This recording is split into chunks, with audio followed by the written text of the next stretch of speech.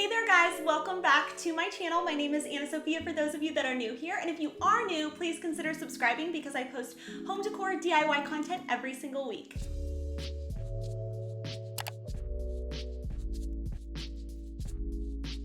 In this video, I'm gonna share with you guys how I upcycled these 3 common Dollar Tree products and made them into beautiful organizational pieces fit for any home. For the very first DIY project, we are going to be hydro dipping these plastic bins that you can find at your Dollar Tree. They come in a variety of colors, and all you have to do with this is grab a large bucket, fill it with water, add spray paint directly to the top of it. I've seen people use nail polish, but I decided to use spray paint because that's what I had. Simply stir it around, and then you're going to dip your plastic container directly into the water. Because I was not able to completely cover the plastic bin, I had to do it twice. So I did the majority of one side first, and then I repeated the process to get the back end of the container as well. So you're just going to do the exact same process, just simply dunking it in the water filled with the spray paint at the top, swirling it around, and then taking it out. And it is really that easy. For the white container, I decided to use black spray paint because I wanted it to actually show through. So same sort of deal, spray, swirl, dunk, done.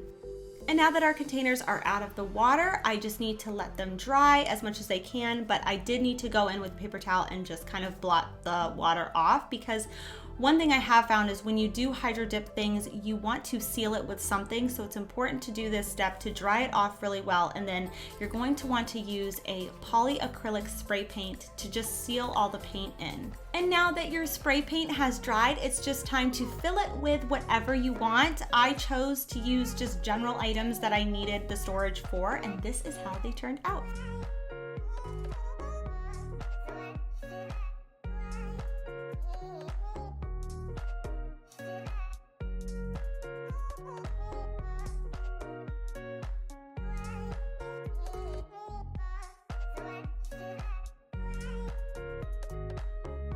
For the second DIY project, we are going to be upcycling this hula hoop I found at the Dollar Tree. This is a seasonal item, but I'm sure they might still have it, or maybe you already have one at your home. So the first step is you want to peel the sticker off, and it was very easy to do, and then just separate it at its seam to remove the beads. I just did so in a plastic little baggie, and then hot glue the seam back together and push it together tight.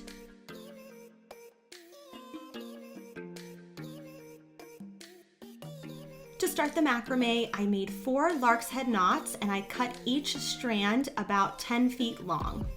To make a lark's head knot, you're just gonna fold your strand in half, and then you're gonna create a loop around whatever surface you're doing, which in this case is a hula hoop, and then pull those end strands through the loop you've just created.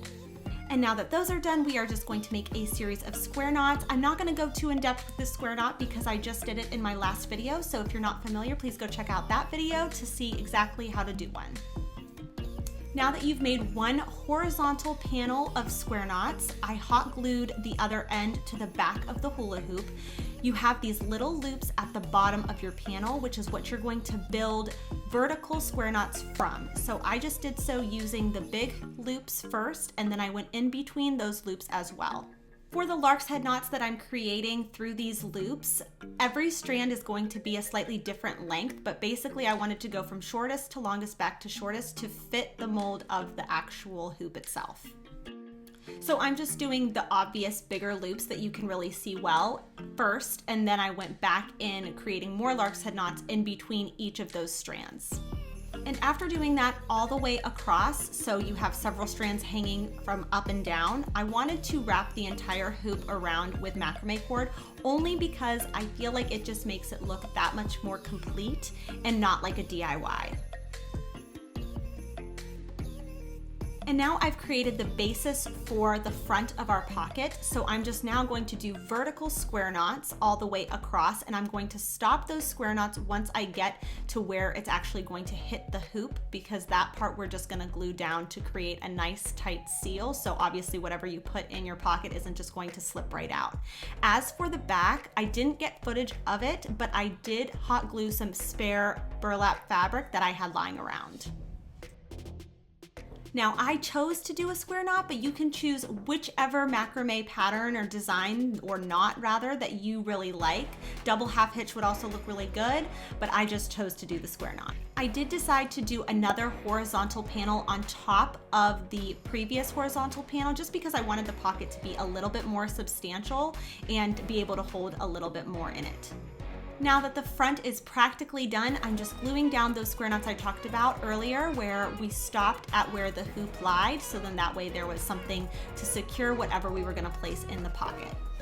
And for the back, I just cut down some burlap fabric to make sure that everything would stay nice and put in this pocket. This is how it turned out.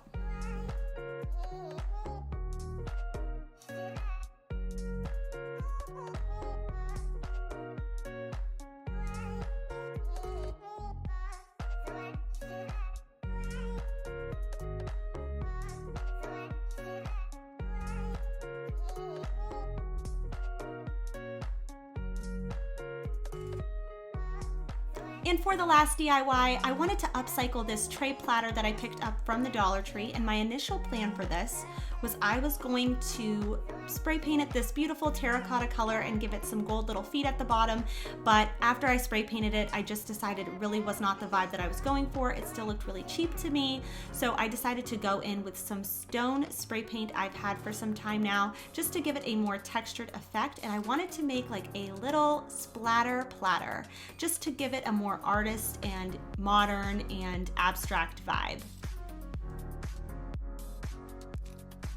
So after giving it one coat of this stone spray paint, I just still really it was too gray. I wanted it to be more taupey.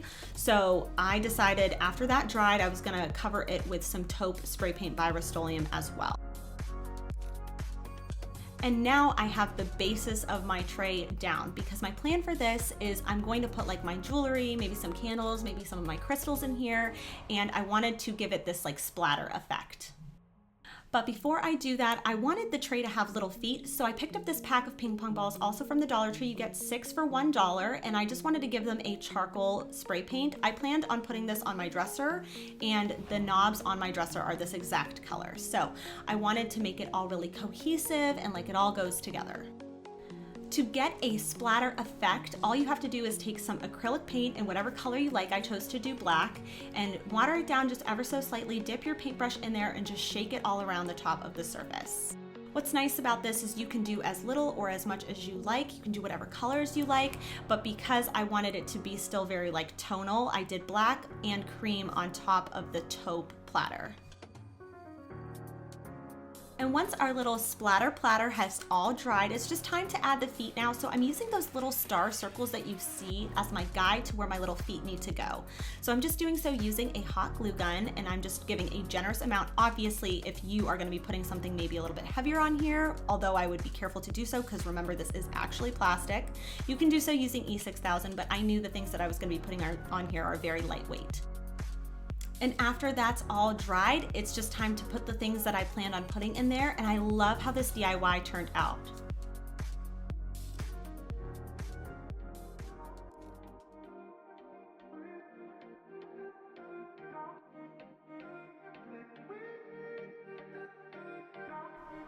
I hope you guys enjoyed this video. If you did, please make sure you give it a thumbs up and hit the subscribe button and ring the bells and do all the things, because I post home decor and DIY content every single Sunday, and I hope I see you guys next Sunday for another DIY video.